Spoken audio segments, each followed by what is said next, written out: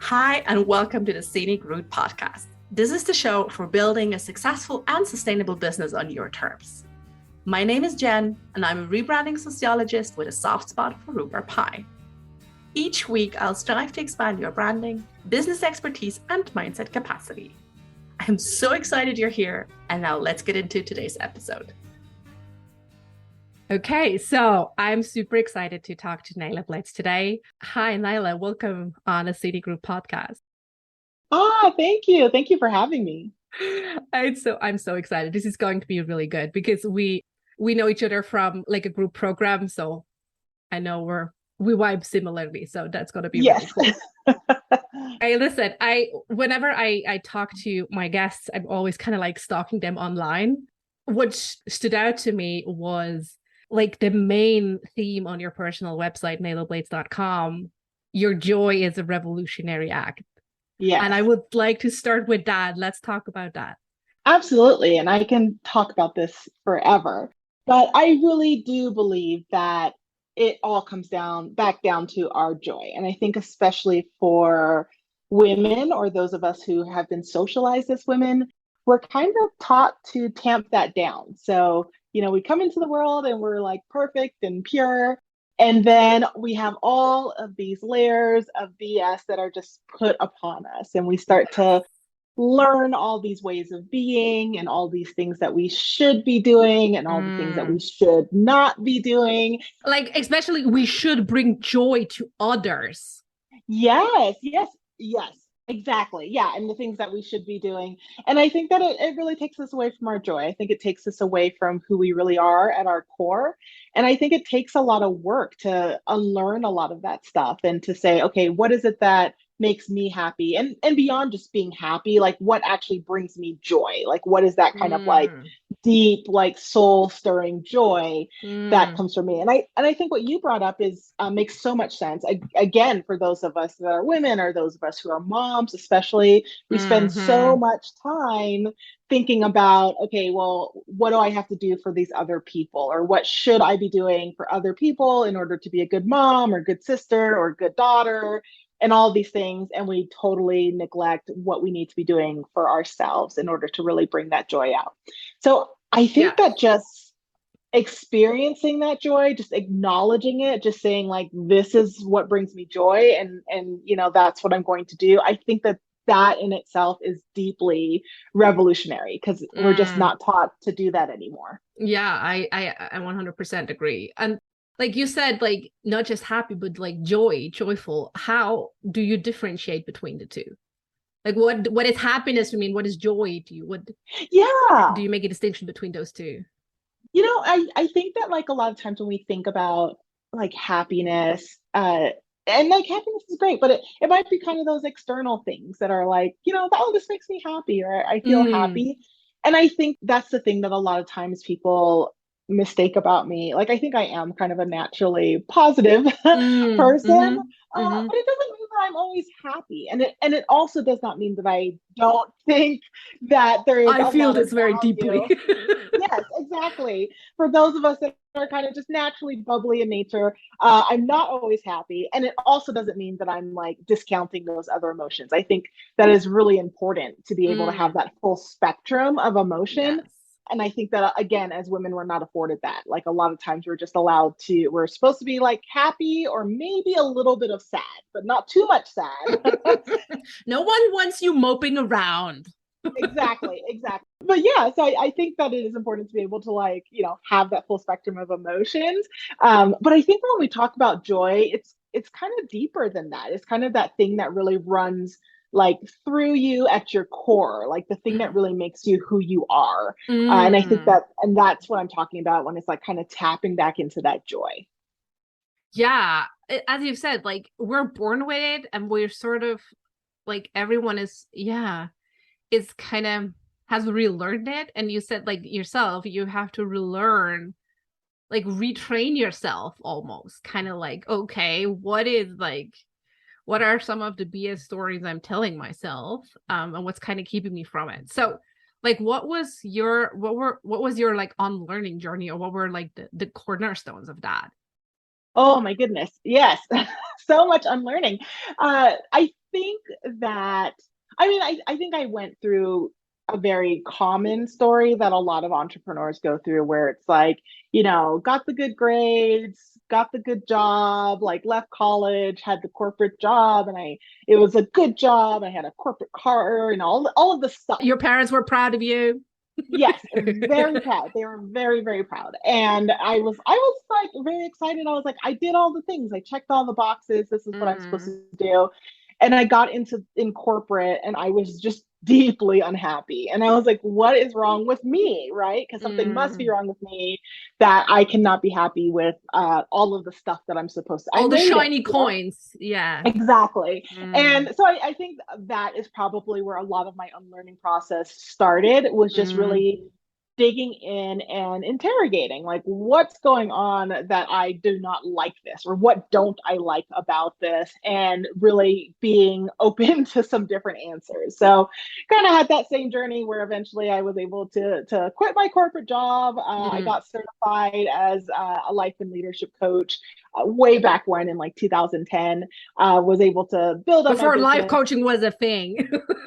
Yeah, it's so funny. Before, it's funny because I feel like with life coaching, it always feels like, because even back then it was like, oh, everyone's a life coach, and now I'm like, oh my gosh, everyone's a life And coach. their So sister and their niece and their grandma is a life coach. Yeah, yeah, yeah. so I think it's just one of those things that when you're in the industry, it feels like everyone else is a life coach. But when you talk to other people who are not like Mm. online entrepreneurs, like no one, or a lot of people don't even know what that is. So I think it's just one of those things that's so interesting. What did your parents say? So my parents are funny, or my family situation is interesting, because while my parents are immigrants, so I have a very, typical immigrant family where it's like, Mm. you get to this country, you work hard, Yeah, you get the good and grades, you get the good you get the education. good grades. Mm. Exactly. You do all the things, and that's good. So I was definitely on that path.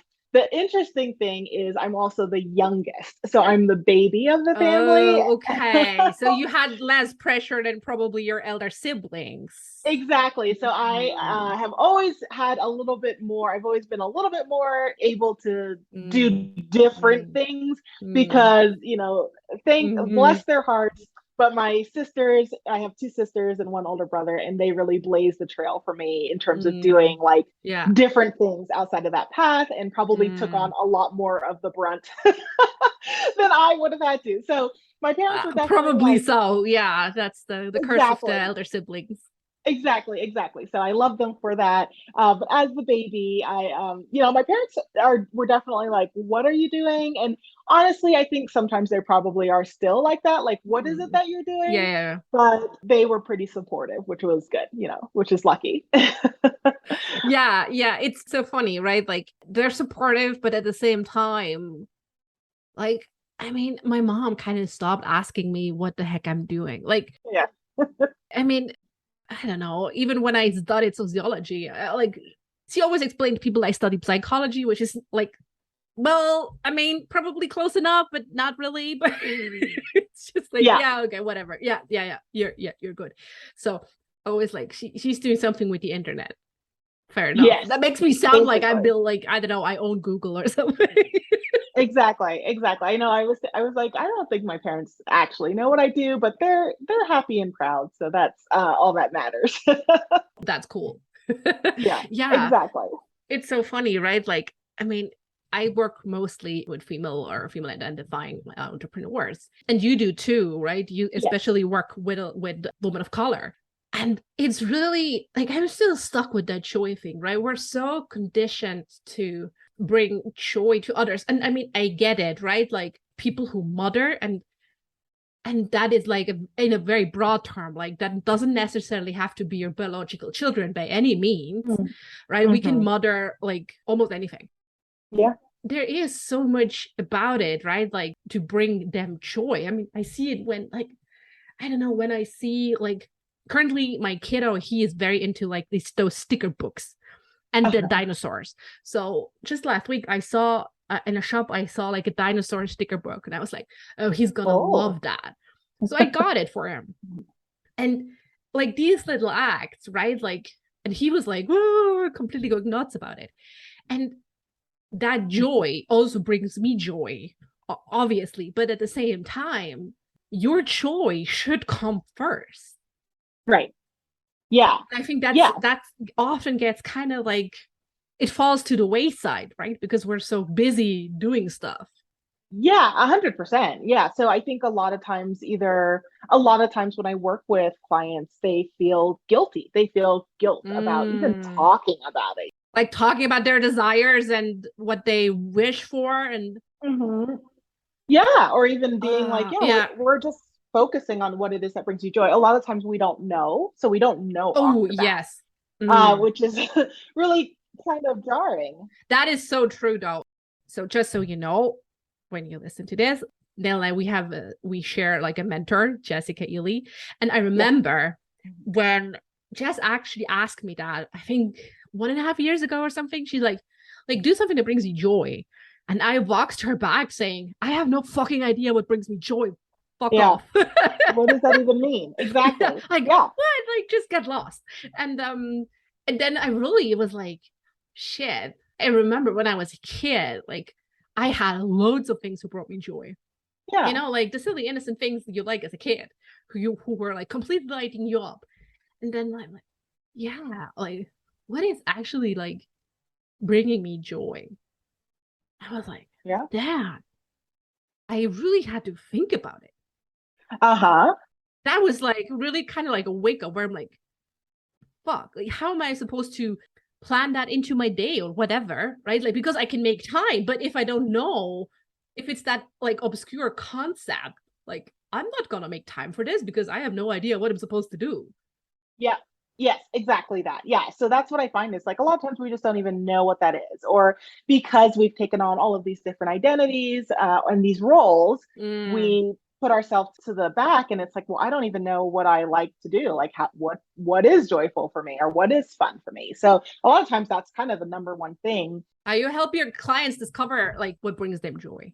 What is your Yeah, secret? I mean, so one of the things that you nailed that you just talked about is thinking about like what are the things that brought you joy before. So Mm, if you think about, whether you're a kid or a teenager or even a young adult or even mm, like 5 years ago, what were those things that actually brought you joy? So that's kind of like the first like really easy way to start mining through like mm, that. But the other way is to start, and you kind of hit on this a little bit too, as you were talking about getting your son the dinosaur sticker book. And you're like, that brought me joy to like, see the joy on his face about it. And I think sometimes we have to look at those scenarios and say, what was it about that made me mm, really happy? So, mm. maybe it is like maybe you get an intense amount of joy from like sharing experiences with other or like Yes. giving to others or those types of things. Yeah. I have a very strong nurturing giver tendency. So yes, yes, check, check. Yeah, exactly. So then it's like, well, how can I cultivate that in my life in other ways where it's not just Mm, me going off and buying like a ton of sticker books, but there's mm, probably other ways for you to say, like, oh, I could nurture this nurturing side of me. Like, I know that makes me feel deeply fulfilled. So, how else can I bring that into my life? So, I mm. think like those Yeah. are the two like big ones that we can look at. It's just like what's worked in the past for you and then Mm, also think about those times when you felt like your very best self. Like when were you like kind of really lit up and you're like, this is who I'm supposed to be, or I feel really good. And then mm. thinking about like what was being expressed in that Yeah. moment. Ooh, yes. When do you feel like your best self? Oh, so gosh, so many things. I found that I've always known this, but got a really big reminder of it with COVID and the lockdowns. But I am big. I was joking with my husband where I was like, I feel like COVID was really hard for me because all of the things that I like, basically the things that I like to do are like be around people and Mm, like go, mm, like it doesn't even matter who we are.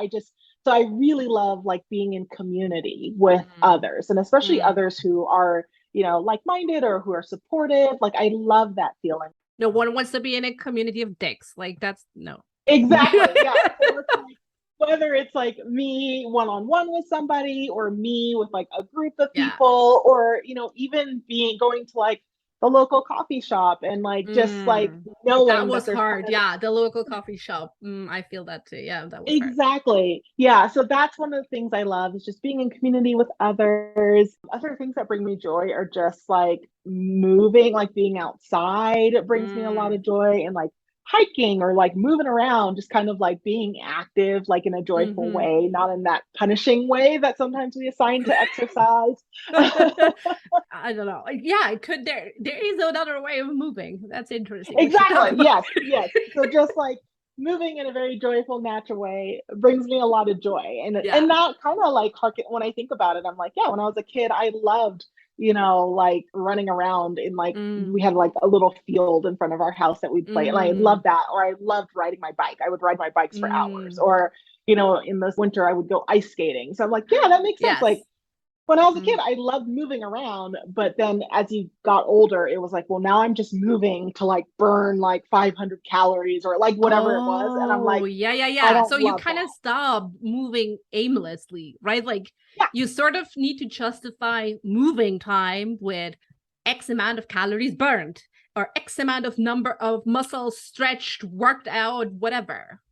yes, yes. And I think Mm, that is definitely one of the things that happens to women a lot is that we lose a lot of the things that bring us joy because they don't have a quote unquote purpose. So we only doing things that this is have a so true. purpose. And I remember I read a book and now I can't remember. Oh, it's called Overwhelmed. And it was just talking about Mm, like this with women. And they found that like they looked like leisure researchers yeah, looked at yeah. like how women like take on leisure or how they play, and they found that historically women don't do that, like so Yeah. everything, even like back in the day, Women don't play historically. There is no, very they little don't of play. women play. Yeah. Exactly, very little play, very little leisure, and all of the things that counted as leisure had some sort of purpose to it. So it was either like, well, I act like I Mm. run, but I run because like, whatever, that's exercise and it has a Yeah, purpose. yeah, yeah. I ate pudding, so I better run. Mm. Exactly. Or it's Mm. like, back in the day, if they had like canning circles. So it's like, yeah, you get Mm. together and you can and you gossip and it's a Mm. great time. But also that chore had to get done. So it's like Yeah. women have always just found a way to like equate fun or play or leisure. But it's like, I Correct. have to do this. Yeah. It's productive. But we're not as good at doing stuff just for the hell of it. Just like, well, I just like doing this and it has Oh, no yes. purpose. There's Yes. not Oh like it's God, not for the yes. kids, it's not for my family, it's not for my community, maybe not doing any good for anyone else except for me. We have a lot of Mm. trouble with that. Yeah, yeah, and you've hit on some really good points. Like also, yeah, historically, when would ask me like, when was the last time you played? I mean, now it's easier because I play with my kid, right? Yeah, So, but before, I don't but know. also, I mean, do you like playing with your kid? I mean, I don't. I play with my kids. Some games, yes. Some games, no. Mm-mm. No. Exactly. Yeah. Mm-mm. No. No, not at all. But some games, yes. Like we're getting into the Playmobil stage where I'm like, yes, Oh, totally here for Playmobil. that's so cute. But yeah, I was just thinking about like everything has to have a purpose. Also, how kind of like the boundaries have like how the radius got smaller and smaller for women. Like, for example, I just read the other day, I don't know, it was some bullshit blog post about like, I don't know, how to survive your first 6 weeks as a new mom or something like that. Uh-huh. And I was like, oh, okay, I don't know why I even read it. But so I was reading it, and then one entry was like, focus on self-care. And then I mean, yes, self-care, check. But the example given was like shower every evening and wash your hair, like something like that. And I'm like, that's not actually self-care. That's Yeah, called basic that's hygiene. just that's hygiene. That's Exactly. not the same thing. Or like, oh, go grocery shopping by yourself. Like, don't take your Yeah, kid to go. And it's like, but that's just grocery a shopping. task that has to That's get. Yeah, that's not self care. yeah. That's just something that has to get done. Yeah, and then again, I don't get like the shopping a self-care bit anyway. Like I don't feel really joyful when I'm in a full mall or something. I don't know. That's Yeah, just not me. But yes, like it's so funny how, let's call it society as a general, it's kind of like reframing all the shitty things you gotta do anyway as self-care. yeah, And you're like, no, yeah. it's not actually self-care if I go grocery shopping by myself? Where's the treat in Exactly. that? Like, oh, maybe you get a Yeah. pumpkin latte on your way home. That's the treat. It's so true. And it's like, no, that's just a task. It has to get done. Mm, It's not self-care. Yeah. And I think that that happens a lot. And again, that's just like tying back the like, oh, for women, we just have to be doing these things that like have some sort of purpose. And society frames it that way for us. And then we also internalize that as well. oh yeah. Do you want to know what I tell my clients that usually that makes them click that they should be like selfish, quote unquote? Most of my clients are service providers. So I'm kind of like, if you're a service provider and it's crucial that you provide the service, right? Hence, service provider. Right. This means you are your service-based business most biggest and most important asset. Uh-huh. So if you're not taking care of yourself in any kind, like energetically, financially, emotionally, physically, whatever, you're damaging your asset. Yeah. And even like the most like headstuck people are like, whoa. Uh-huh. I love that. I love that. Yeah. It's so true. Yeah, right? Like it's so simple. Even like I once had like a client, she had like a business degree and she was really like, whoa, like this makes so much sense from like a theoretical business point of view, blah blah blah. And I'm like, yeah, whatever, but whatever works for you. You're like, just go and take care of yourself, please. Just go and do like whatever brings you joy. God damn it. Exactly. Yeah. Go take a break. Right. It sounds so simple, but it's really not that It easy. isn't. And I think that, yeah, like we are in this kind of society that doesn't make it easy. And I think that's why it can be just like really Yes. revolutionary to be Yes. able to do these very simple things that kind of bring us back to ourselves, bring us back to our core. Yes. And this is what we're on the scenic route all about. Doing like the simple things and bring you back to yourself, and that are revolutionary in itself. I love it. Nailah, listen, I always kind of like do an unscripted last question, and that's, Oh, what book are you currently reading? Mostly because I'm also just really curious. I'm always looking for good books. it's so funny. I actually am reading. I'm gonna like pull up my Kindle app because I can never remember titles off the top of my That's head. what Kindle Lab is. Yeah. So my fiction book that I'm currently reading, I just started so it. you have a fiction pile and a non-fiction pile? I do. Oh. So the fiction one I'm reading is The Daughter of Dr. Moreau. Oh. So it's by Sylvia Moreno Garcia. And I've read a couple other of her books and I've really enjoyed them. So I'm excited about this one. Yeah. And then the nonfiction book I'm reading is interesting. And I just started this one too, but it's called How We Show Up. So it's all about reclaiming family, friendship, and community. And this one's by Mia Birdsong. Yeah. Oh, I mean, the shoe fits, right? Like, absolutely. Yeah. I love that. I'm always curious about book recommendations. Okay, I'm gonna add this to my pile. Yeah. Yes, definitely gonna focus more on community work. Yeah, and I love reading, so I'm always good for a good book recommendation. Yeah, maybe we should do one time to do a reading circle, because because that would also be like a very cool community thing. Are reading groups still a thing? I think so, right? And it should be. I think so. Because right? sometimes you read stuff and you just want to talk to somebody about it. Yeah. Or just like in the good or the bad, right? Or just feel like there's someone else really enjoying this book or really hitting this book. Yeah. Exactly. We should check out if maybe we do the Scenic Route book club or something. Ooh, I like that. Right? I like that a lot. Because I mean, the podcast was my thing of like, I have to find where my people are. I know we're many, but we all suck at marketing, so we have no visibility. Right. So I gotta find my people. That's why this podcast is happening. So maybe we do the Scenic Route book club. I have to write this down. I love it. So hey, Nailah, tell us quickly where people can find you online, where you hang out. Yes. Yeah. So you could find me at my website. So that's nailahblades.com. I also have a website for Color Outside. So that's a community. It's a community of women of color who are looking to ignite their joy through outdoor adventure. So that's coloroutside.org.